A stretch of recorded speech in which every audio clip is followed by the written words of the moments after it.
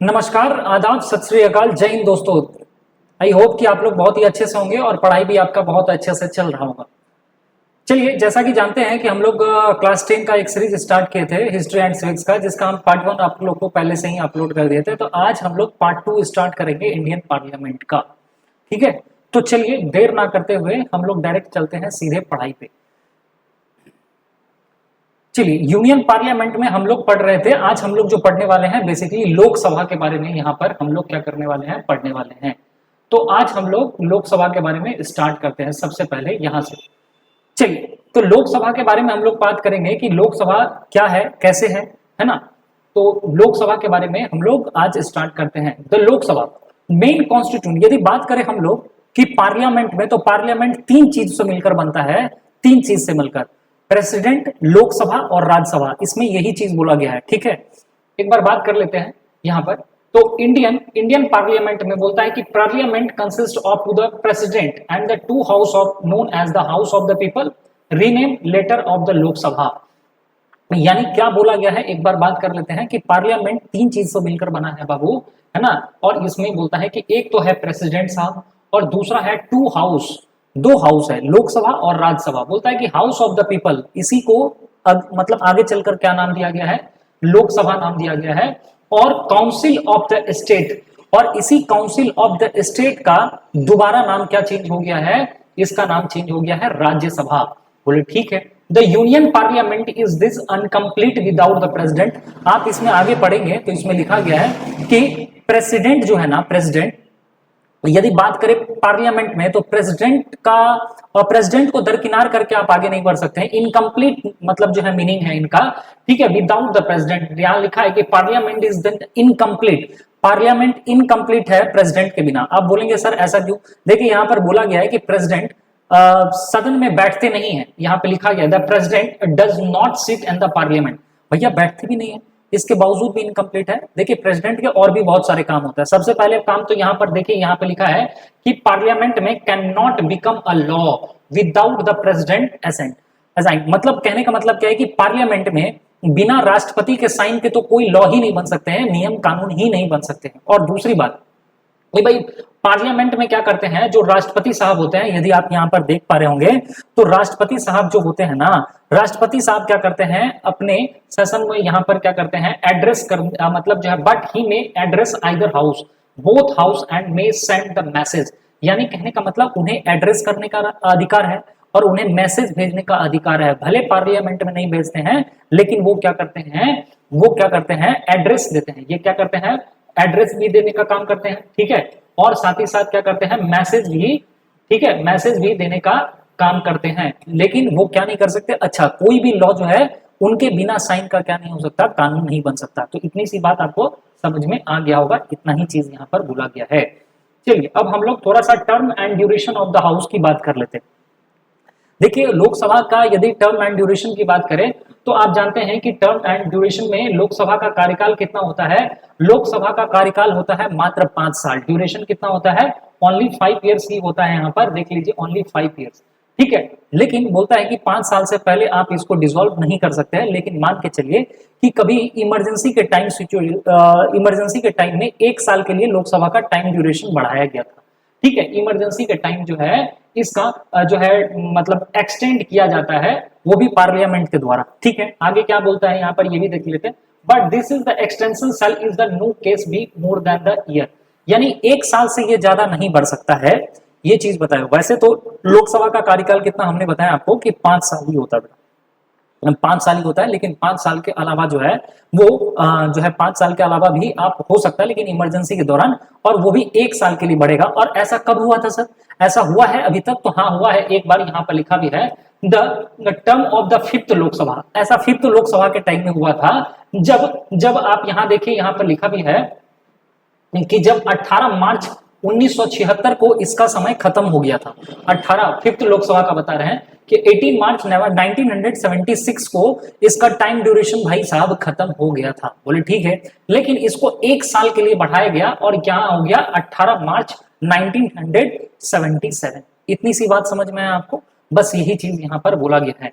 तो अब हम लोग थोड़ा सा पढ़ेंगे कंपोजिशन ऑफ लोकसभा की, लोकसभा के मेंबर्स कितने होते हैं, पहले कितने थे, अभी कितने हैं। तो चलिए इसके लिए हम आपको एक स्लाइड पे लेके चलते हैं बाबू, इस पे लिए एक स्लाइड पे लेके चलते हैं और आप यहां देखेंगे हमारे साथ में कि लोकसभा में मेंबर्स कितने हैं। देखिए अभी मेंबर्स कितने वो तो हम आपको दिखाएंगे ही, लेकिन आप पहले पूरा इसका हिस्ट्री समझिए कि लोकसभा में क्या कैसे ये सब चीज हम आपको बता रहे हो। देखिए दोस्तों, यदि आप जानेंगे लोकसभा का जो पहले पहले क्या सिचुएशन था वो चीज बता रहे हैं। पहले मैक्सिमम मेंबर कितने होते थे, यदि आप मैक्सिमम मेंबर का बात देखेंगे तो इसमें कितने मेंबर्स थे, 552 मेंबर्स थे। कितना मेंबर्स थे, तो आप देखेंगे यहाँ पर 552 मेंबर्स थे। बोले ठीक है, इतनी सी बात आपको समझ में आ गया होगा।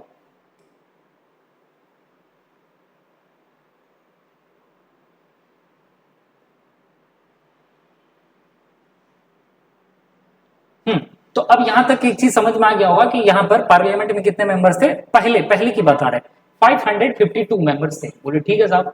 अब होता क्या था कि इसमें 550 मेंबर जो है ना, वो 550 मेंबर आते थे कहां से, स्टेट से और यूटी से चुन के आते थे, स्टेट और यूटी से चुन के आते थे 552 में से 550। और दो ऐसे लोग होते थे जो एंग्लो इंडियन होते थे। अब आप बहुत सारे लोगों को लग रहा होगा ये एंग्लो इंडियंस क्या होते हैं, ये बता दीजिए।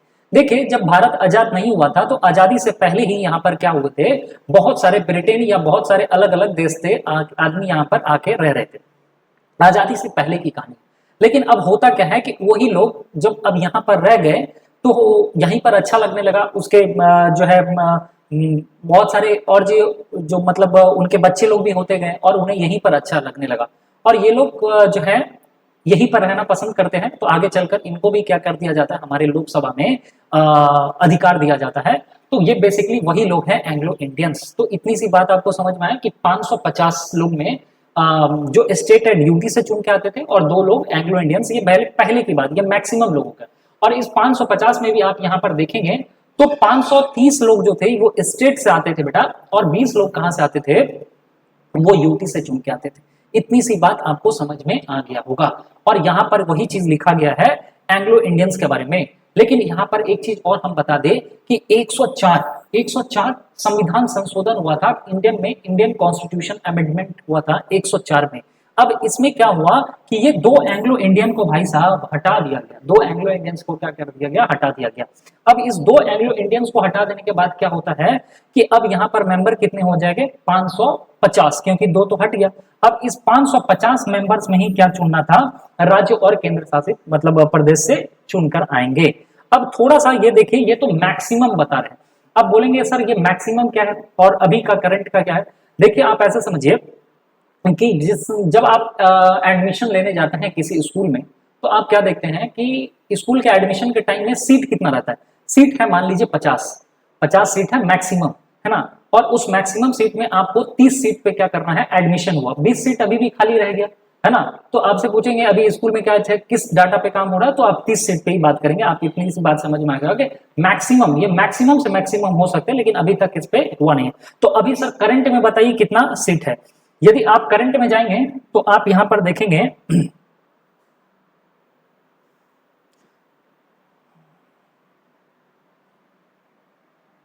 आप यदि करंट में जाएंगे तो आप यहां पर देखेंगे कि वर्तमान में जो मेंबर्स हैं बाबू, है ना, वर्तमान में जो मेंबर है वो आप क्या देख रहे होंगे कि वर्तमान में जो मेंबर है वो है 543। कितना है, 543। क्लियर है यहां तक। अब इस 543 में से देख लीजिए, क्योंकि ये 545 पे इलेक्शन होना था, दो को हटा दिया गया, 543। अब ये 543 में से मैंने 543 में 530 यानी 530 का जो है वो इलेक्शन होना था। बोले ठीक है साहब। लेकिन ये 6 सीट और माइनस हो गया, क्योंकि आप यहां पर देखेंगे कि जम्मू कश्मीर, मैं इधर हट जाता हूं, आप यहां पर देख रहे होंगे कि जम्मू कश्मीर का 5 सीट और एक लद्दाख का, क्योंकि आप जानते हैं कि जब से 370 हटा है, 370, है ना, तो यहां पर ये क्या होते थे बेसिकली, ये क्या होते थे, ये राज्य हुआ करते थे बेसिकली, है ना। अब क्या हुआ कि राज्य को यहां से हटाकर इसको यूटी का दर्जा दे दिया गया, इसीलिए ये 6 सीट कहां, ये 6 से जो सीट है ये शिफ्ट हो गया है यूटी में। यानी अब कहने का मतलब क्या है सर, अब आप बताइए कि अभी इलेक्शन होना है, मतलब इन फ्यूचर अभी बिल पास नहीं हुआ है, लेकिन जब भी बिल पास होगा तो आप यही सीन देखेंगे कि 543, ठीक है, आप क्या देखेंगे कि 543 जो है 543 पे इलेक्शन होना होगा और 524 जो है ना वो चुनकर आएंगे, कहां से, स्टेट से चुनकर आएंगे। और भाई साहब यहाँ पर जो 19 सीट देख रहे हैं, ये 19 सीट कहां से आएंगे, यूटी से चुनकर आएंगे। तो मैंने आपको करंट का भी डाटा बता दिया, 5 और 1 6 ये जो है पहले स्टेट हुआ करते थे, अब भाई यूटी हो गए तो नेक्स्ट चुनाव से। तो इतनी सी बात आई, आप होप कि आपको बहुत अच्छे से भाई समझ में आ गया। और भाई यदि आपको समझ में आ गया होगा, देखिए तो हम आपके लिए इतना मेहनत कर रहे हैं, आप हमारे लिए क्या कर सकते हैं, सिर्फ एक छोटा सा लाइक कर सकते हैं, सब्सक्राइब कर सकते हैं और दोस्तों के साथ शेयर कर सकते हैं, ताकि आपको जो भी वीडियो हम बनाएंगे तो वो सबसे पहले आप तक पहुंचेगा। ठीक है, तो जरूर लाइक और सब्सक्राइब कर लीजिएगा। चलिए एक बार हम लोग फिर से आते हैं वापस अपने किताब के टॉपिक। ठीक है, तो अब हम लोग यहाँ पर एक बार फिर से टॉपिक पे आते हैं। तो चलिए, तो कंपोजिशन मैंने आपको पढ़ा दिया कि कंपोजिशन क्या है ना। कंपोजिशन ये चीज हमने आपको पढ़ा दिया, ये कंपोजिशन आप जाके पढ़ लीजिएगा, जो हमने बताया आपको वही चीज सिर्फ लिखा हुआ है कंपोजिशन में, और कुछ आगे कुछ लिखा नहीं है। ठीक है, तो कंपोजिशन भी हम आपको पढ़ा दिए, ड्यूरेशन भी पढ़ा दिए, कंपोजिशन भी पढ़ा दिए। यहाँ पर सब चीज पूरा वही चीज लिखा है। 104 अमेंडमेंट के तहत जो है इसको हटाया गया और इफेक्टिव हो गया, है ना। और जो भी एलोकेशन, तो ये सब चीज आपको 543 जो कि हमने आपको ऑलरेडी बता दिया। अब थोड़ा सा हम लोग क्या करते हैं, एलोकेशन ऑफ सीट्स के बारे में बात कर लेते हैं कि क्या कैसे है।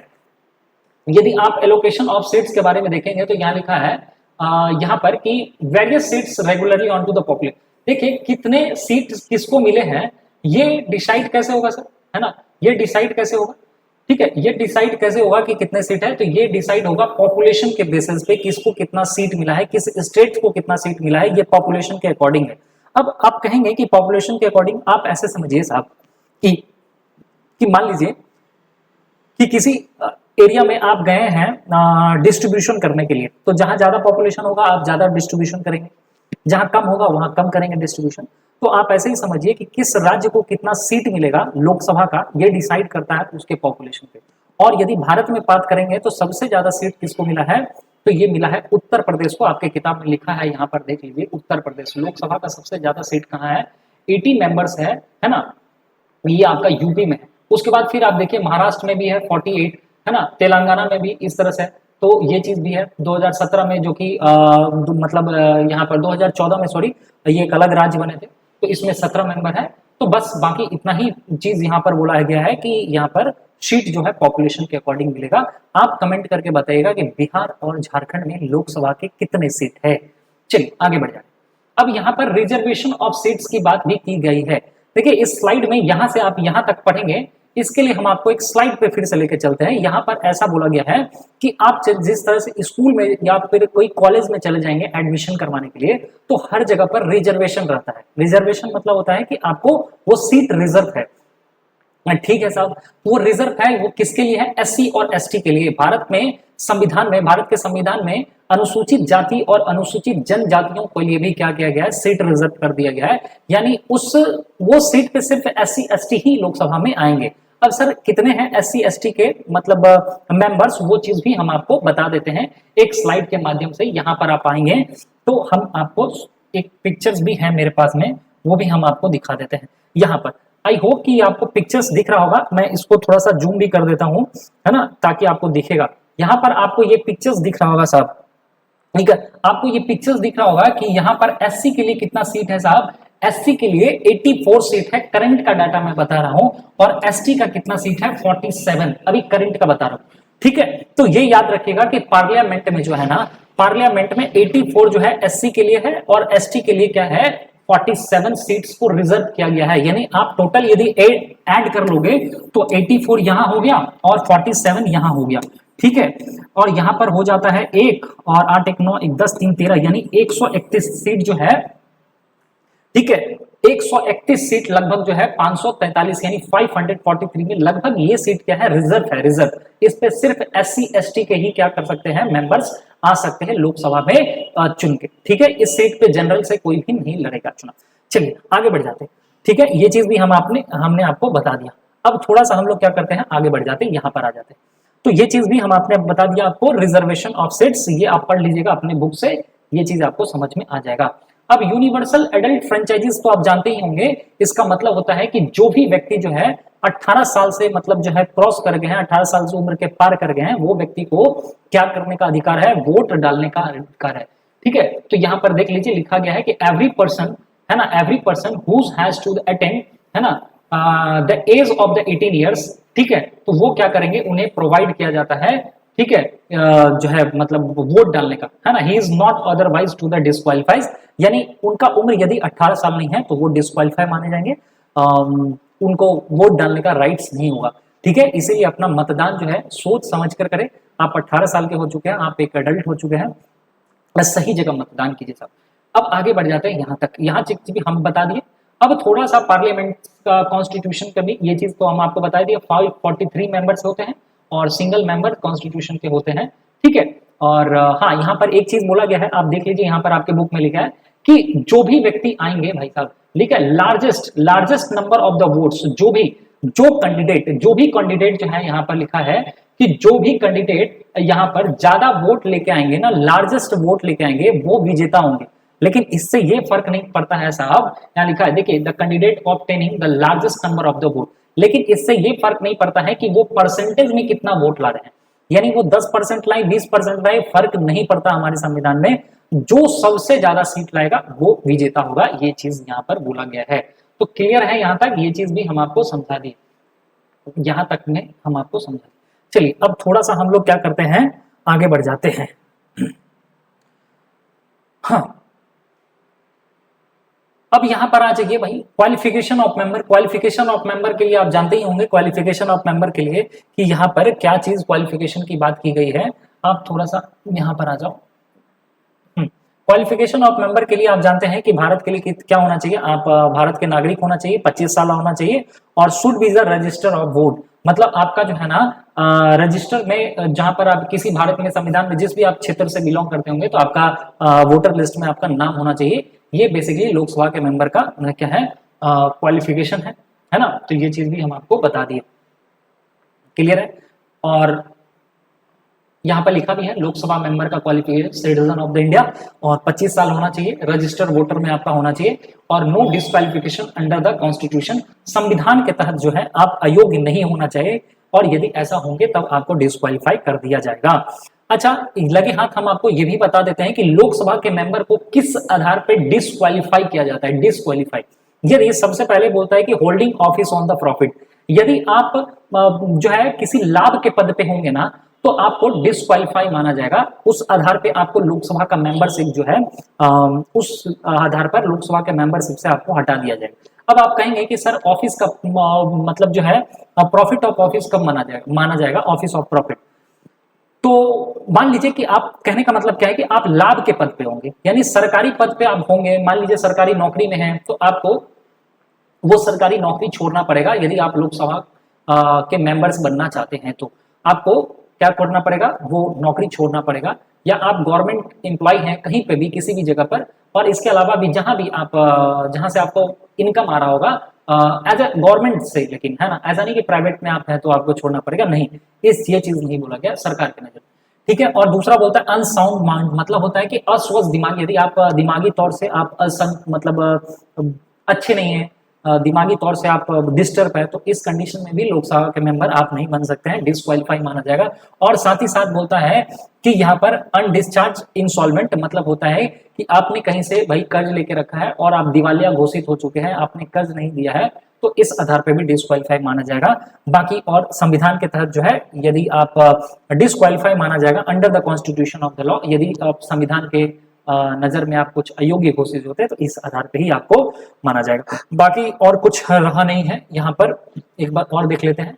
हाँ, यदि बात आएगी कि सैलरी का, तो आप देख लीजिएगा आपके बुक में एक जगह और टॉपिक है कि सैलरी कितना है। देखिए लोकसभा के मेंबर का जो है ना, लोकसभा हो या राज्यसभा हो, पार्लियामेंट के मेंबर्स का जो सैलरी है, पहले तो भाई ये 1 लाख होते थे, 1 लाख, पर अभी जो है 1,24,000 किया गया है। 1,24,000 ये करंट का बता रहे हैं, आप जाके गूगल भी चेक कर लीजिएगा, ठीक है। और साथ ही साथ इनका जो डेली अलाउंस है ना, डेली अलाउंस वो कितना था, वो पहले था भाई साहब यहाँ पर 2,000, आप यहाँ पर देख पा रहे होंगे 2,000 रुपया था, ठीक है। पर अब जो है वो कितने हो चुके हैं, ये हो चुके हैं आपके 2,500 रुपए, 2,500, ठीक है। तो ये चीज भी हम आपको बता दिए। अब वापस चलते हैं बुक में और देख लेते हैं इसके अलावा भी कुछ चीज है क्या, तो यहाँ पर भी देख लेते हैं। ठीक है, तो मैंने आपको क्वालिफिकेशन भी बता दिया, डिस्क्वालिफिकेशन भी हमने आपको बता दिया। यहाँ पर देख लीजिएगा डिस्क्वालिफिकेशन किस आधार पे किया जाता है, हमने आपको बता दिया कि ऑफिस ऑफ प्रॉफिट पे नहीं होना चाहिए, है ना, ऑफिस ऑफ प्रॉफिट पे नहीं होना चाहिए under the government India if any state. और 56 ऑफिस ऐसे है जो मतलब ऐसे पोस्ट मतलब माना गया है कि इतना उसको प्रॉफिट और पर्पज से नहीं माना गया। ठीक है, और अनसाउंड डिस्चार्ज, इंसॉल्वेंट, ये सारा चीज भी हम बता दिए आपको। और आगे थोड़ा सा बढ़ जाते हैं। ठीक है, no person will be the, हाँ एक चीज आपको और बता देना चाहते हैं, यहाँ पर आपको लिखा है कि no person shall be the member of the both house of the parliament. यानी कहने का मतलब आप ये समझिए कि आप जब एक छात्र हैं, एक स्टूडेंट है, तो क्या आप ऐसा चाहेंगे, यदि आप ये वीडियो देख रहे होंगे तो आप मान के चलिए कि क्लास 10 में है, तो आप ऐसा सोचेंगे कि क्लास 10 का भी डिग्री मिल जाए और सेम टाइम में क्लास 11 का भी डिग्री मिल जाए, आप बोलेंगे? तो ऐसा नहीं हो पाएगा, बिकॉज आप एक समय में किसी एक ही क्लास में बैठकर ज्ञान हासिल कर रहे होंगे, दोनों क्लास में बैठकर आप हासिल नहीं कर सकते। इसका मतलब सेम ऐसा ही लागू होता है यहाँ पर। ठीक है, क्या है कि no person shall be the member of the both house of the parliament at the same time, यानी एक ही समय पे पार्लियामेंट के आप दोनों हाउस के आप मेंबर्स नहीं हो सकते, किसी एक के ही सदस्य हो सकते।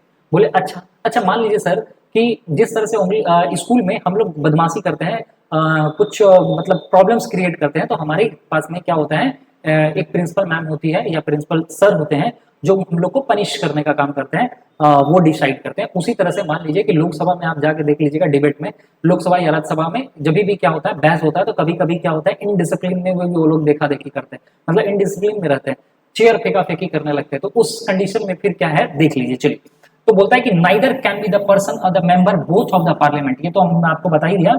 और यहाँ पर बोलता है कि both house of the Indian parliament have the power expel the member whose conduct the damage of the dignity of the house. यानी कहने का मतलब पार्लियामेंट के पास में ये पावर है, पार्लियामेंट के पास में भाई साहब ये पावर है कि कोई भी मेंबर्स यदि क्या कर रहे हैं, कंडक्ट डैमेज, यानी उनके जो है डिग्निटी ऑफ द हाउस, मतलब जो पार्लियामेंट का एक गरिमा है, उस गरिमा को यदि कोई नुकसान पहुंचा रहा है ना, वो डिसिप्लिन में नहीं रहा है, तो इस कंडीशन में उसे निष्कासित करने का भी क्या है, पार्लियामेंट के स्पीकर के पास यहाँ प्रॉब्लम्स है। ठीक है, राज्यसभा के स्पीकर भी आप जानते होंगे और लोकसभा के, तो आप कमेंट बॉक्स में ये भी बताइएगा कि पार्लियामेंट के अभी करंट में कौन जो है लोकसभा के स्पीकर है, और राज्यसभा का भी बताइएगा, हालांकि राज्यसभा का कौन होता है ये भी आप बताइएगा। ठीक है, तो चलिए ये चीज भी हम आपको बता दिए, बाकी आप पढ़ लीजिएगा, और यहाँ पर कुछ रखा नहीं है, और भी हम देख लेते हैं यहाँ पर। और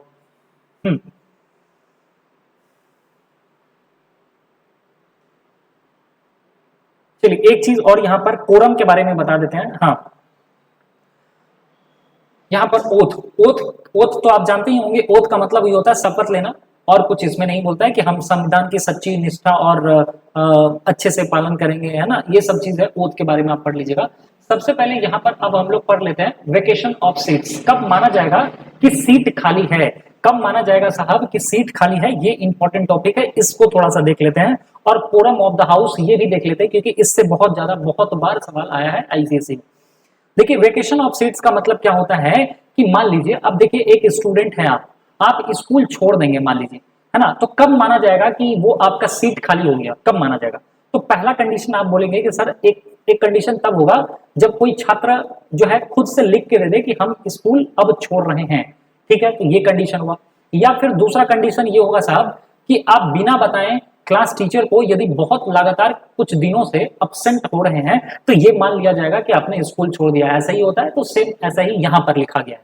यहाँ पर लिखा गया इफ अ मेंबर रिजाइन और the seat by writing on the speaker, यानी कहने का मतलब कोई भी मेंबर्स जो लोकसभा के हैं वो लिखित में ये दे देते हैं कि मुझे क्या माना, मतलब मुझे रिजाइन देना है, तो मान लिया जाएगा the chairman as the case में भी, तो इस कंडीशन में माना जाएगा कि वो सीट क्या है, वैकेंट है। अच्छा, दूसरा क्या है, आप कोई भी member without a permission of the house absent from all meeting और द पीरियड 60 डेज, कितना 60 डेज, ये बहुत ज्यादा इंपॉर्टेंट है, याद रखिएगा कि कोई लोकसभा के मेंबर जो है बिना बताएं स्पीकर को 60 दिन से जो है अब्सेंट है, मतलब आ ही नहीं रहे किसी भी सेशन में, तो भी मान लिया जाएगा कि वो सीट क्या हो गया है, खाली हो गया। और if a member become to the subject any of the disqualification let down to the constitution, अच्छा ये तो आप जानते ही होंगे कि यदि आप किसी कॉन्स्टिट्यूशन का पालन नहीं कर रहे हैं या आप अच्छे से व्यवहार नहीं कर रहे हैं, इनडिसिप्लिन में, तो उस कंडीशन में भी आपको हटा दिया जाएगा, ठीक है, डिस्क्वालीफाई कर दिया जाएगा, parliament on the ground of the defection. तो क्लियर है, यहां तक ये चीज भी बता दी। अब हम लोग थोड़ा सा क्या पढ़ लेते हैं, कोरम के बारे में पढ़ लेते हैं कि कोरम क्या होता है। देखिए, कोरम को समझने से पहले आप ऐसे समझिए कि कोई भी काम यदि होता है, मीटिंग होता है, तो मीटिंग में कम से कम मान लीजिए कि कोई कहीं पर मीटिंग होना है, और यदि मीटिंग होना है आपके फ्रेंड्स का, आपके पार्टी है, आप लोग पार्टी करने वाले हैं, तो कम से कम मीटिंग होने के लिए आप बोलेंगे कि भाई एक काम करते हैं, आपके दोस्त यदि मान लीजिए कि चलिए 20 लोगों का एक ग्रुप है, तो आप 2 लोग में तो मीटिंग नहीं कर लेंगे, तो कम से कम मीटिंग होने के लिए आप बोलेंगे कि कम से कम 10 में 10 आदमी हो जाए, फिर हम लोग बात करेंगे, डिस्कस करेंगे या कुछ प्लान करेंगे। तो कोरम भी ठीक उसी तरह से है, मतलब लोकसभा में कोई जो मतलब मीटिंग होता है तो एटलीस्ट कितना होना चाहिए, ऐसा नहीं होना चाहिए सर कि जितने भी मेंबर है चलो 2 आदमी गए, लोकसभा का मतलब जो है सेशन स्टार्ट कर देते, तो ऐसा नहीं है। मतलब कैसा है, तो चलिए देखिए, कोरम पहले आप समझ लीजिए कि कोरम होता क्या है। देखिए यहाँ पे लिखा गया a quorum is the minimum number of to the required to the person. मतलब कोरम है कि एक मिनिमम कम से कम मेंबर्स कितना होना चाहिए, ठीक है, तो जितना भी parliament, a quorum is the minimum number of the members required to the person before a meeting, ठीक है, मतलब मीटिंग से पहले एक मिनिमम नंबर कितना होना चाहिए, यही बताता है बेसिकली कोरम। तो कोरम समझ में आ गया होगा आपको। The quorum is the constitute meeting of the house is the 1/10, यानी कितना है सर, ये 1/10 है। और 1/10 कितना होता है सर, ये लोकसभा के मेंबर का आप निकालेंगे, टोटल मेंबर्स का लोकसभा का जितना है उसका 1/10 निकालेंगे तो साहब कितना आएगा, 55 लोग आएंगे, 55 लोग, यहां पर देख लीजिए लिखा है 55 लोग, यानी कम से कम मीटिंग होने के लिए 55 लोगों का अनिवार्य है, तभी कोई भी सेशन होगा, कोरम होगा। तो क्लियर है यहां तक, कोरम भी हम आपको समझा दिए, बहुत ज्यादा 1/10 कम से कम होना चाहिए और 55 लोग कम से कम होना चाहिए, तभी जाकर वो सेशन होगा। इतनी बात समझ में आ गया था, है ना। और सैलरी के बारे में भी हम आपको बता दिए हैं कि सैलरी कितना है, 1,24,000 है, ये टॉपिक्स भी हम आपको बता दिए, है ना। 1 लाख पहले हुआ करता था, 1,24,000 था, और अलाउंस के तौर पे 2500 रुपया अभी के डेट में हो गया है। बाकी यहाँ पर language and used be the parliament में यहाँ पर यही बोला गया है कि वैसे तो हिंदी और इंग्लिश पार्लियामेंट का लैंग्वेज है, जो मतलब काम होता है। आप देख लीजिए कि यहाँ पर लिखा गया है कि बिजनेस इनटू द पार्लियामेंट, ठीक है। तो ये बिजनेस ऑफ द पार्लियामेंट में आप क्या देख रहे हैं, यहाँ पर जो ट्रांसैक्ट किया जाता है वो हिंदी और इंग्लिश लैंग्वेज में किया जाता है। लेकिन मान लीजिए कि कोई ऐसे व्यक्ति है जिन्हें हिंदी भी नहीं आता, इंग्लिश भी नहीं आता, तो स्पीकर जो है उसे क्या दे दिए थे भाई, एक्सप्रेस हिमसेल्फ हिंदी और English, address the house in his the mother language. तो उन्हें परमिट दे देते हैं चेयरमैन कि ठीक है आप ऐसा कीजिए, यदि इंग्लिश हिंदी में नहीं आता है तो आप अपने मदर टंग जो भी है क्षेत्रीय भाषा, उसमें भी आप क्या कर सकते हैं, ठीक है, उसमें भी आप क्या सकते हैं, अपनी बातों को रख सकते हैं, अपने विचार को प्रकट कर सकते हैं। तो दोस्तों आज के लिए हम लोग जो है इतना ही रखते हैं। अगले सेशन में हम लोग लोकसभा स्पीकर के बारे में भी पढ़ेंगे और फिर हम लोग राज्यसभा के बारे में पढ़ेंगे। और देखिए आप बहुत अच्छे से पढ़ते रहिए, है ना, और बहुत ही अच्छे से अपना ख्याल रखिए, और जो है पढ़ाई लेकिन करते रहिएगा। समर वेकेशन स्टार्ट हो चुका है, बहुत ही कम समय बचा है। बाकी आपको वीडियो अच्छा लगा हो तो लाइक और सब्सक्राइब करना ना भूलिएगा। तब तक के लिए जय हिंद, वंदे मातरम।